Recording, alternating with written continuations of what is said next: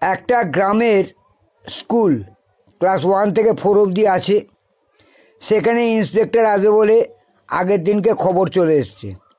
তখন প্রত্যেকটা মাস্টারমশাই চিন্তায় পড়লো যে আমাদের ক্লাসে ক্লাস 3-তে পড়ে বগা বলে একটা ছেলে আছে, সে বিরাট বুদ্ধিমান ঠিক কথাই, কিন্তু বড্ড দুরন্ত, কারুর কথা শোনে না আর কারুর পড়া দিতেও চায় না, কিন্তু সে বুদ্ধিমান।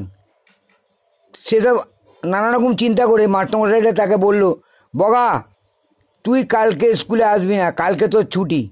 বগা শুনে বললো, আমি কালকে স্কুলে কেন আসবো না মাস্টারমশাই, কাল তো কিসের ছুটি? বলে কালকে ইন্সপেক্টর আসবে, ইন্সপেক্টর সবাইকে গরু রচনা পড়তে বলেছে, গরু রচনা ঠিক মতো না পড়া দিতে পারলে বা না বলতে পারলে আমাদের মান সম্মান সব চলে যাবে।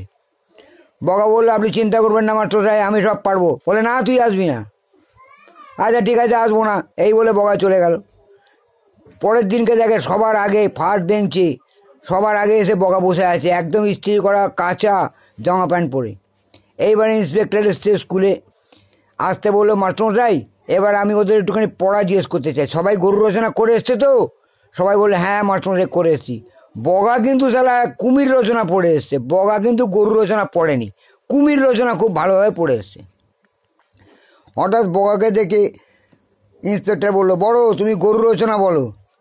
বগা বলছে, গরু গরু মাস্টারমশাই, গরু খুব নিরীহ, গরুর সামনে দুটো পা আছে, দুটো শিং আছে, দুটো কান আছে, গরুকে রাখালে চড়ায়, ওরা মাঠে গরু চড়াতে নিয়ে যায়, নদীর পাড়েও গরু যায়, কিন্তু মাস্টারমশাই খুব সাবধান, নদীতে কুমির আছে, কুমিরে পা দুটো ছোটো ছোটো, সামনের পা দুটো ছোটো ছোটো, পেছনের পা দুটো বড়ো বড়ো, বড়ো একটা ল্যাজ আছে, হ্যাঁ, আর ওর গায়ের চামড়াগুলো কোচকানো, ছাগল গরু সব খেয়ে নেয়, খুব সাবধান।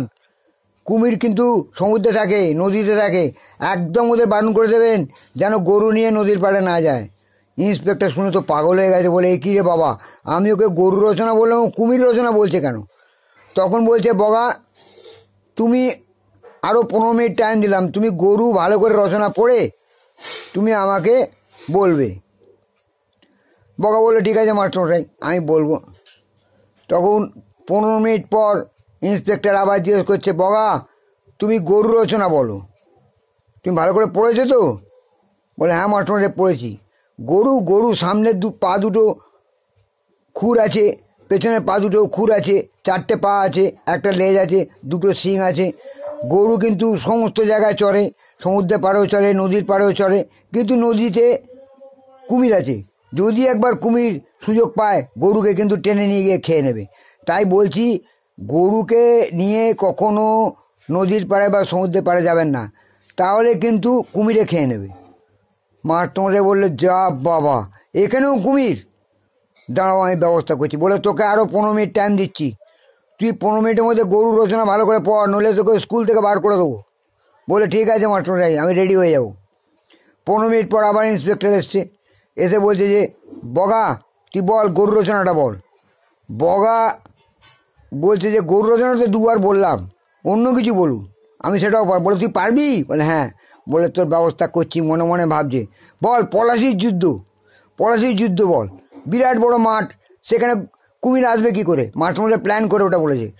বলছে পলাশির যুদ্ধ, পলাশির যুদ্ধ, বগা বলছে, আইডিয়া করে বলছে, বলে ওখানে সিরাজদৌল্লার সঙ্গে বিরাট যুদ্ধ হয়েছিল, যুদ্ধ হওয়ার ফলে সিরাজদৌল্লা কিন্তু জিতে যাচ্ছিল, কিন্তু বেঈমান মীর কাসিম আছে না, তার জন্য কিন্তু সে হেরে গেল।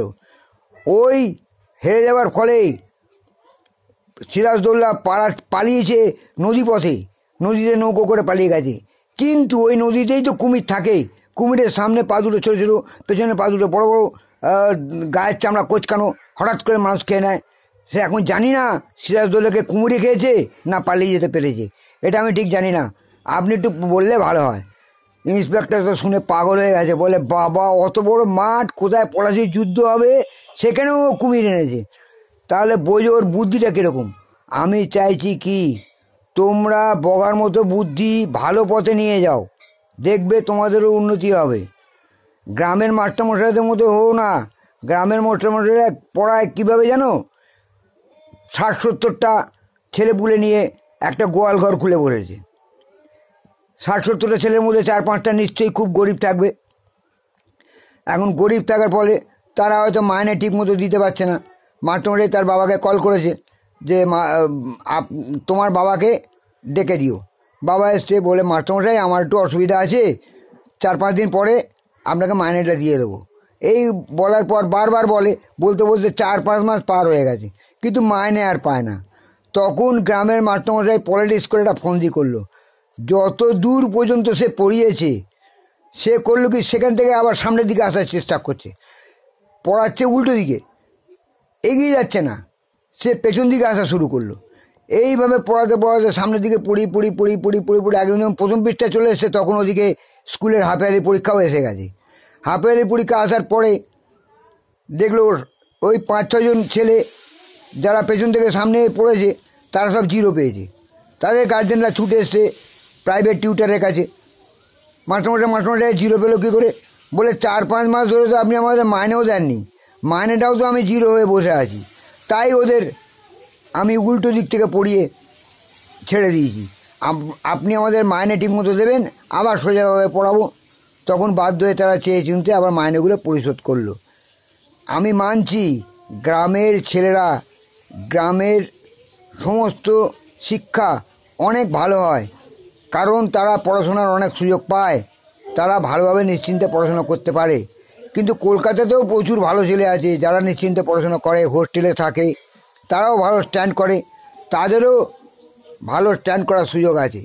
তাই বলছি, তোমরা পড়াশোনা ভালো করে করো, পড়াশোনা করলে তোমাদের অনেক উন্নতি হবে।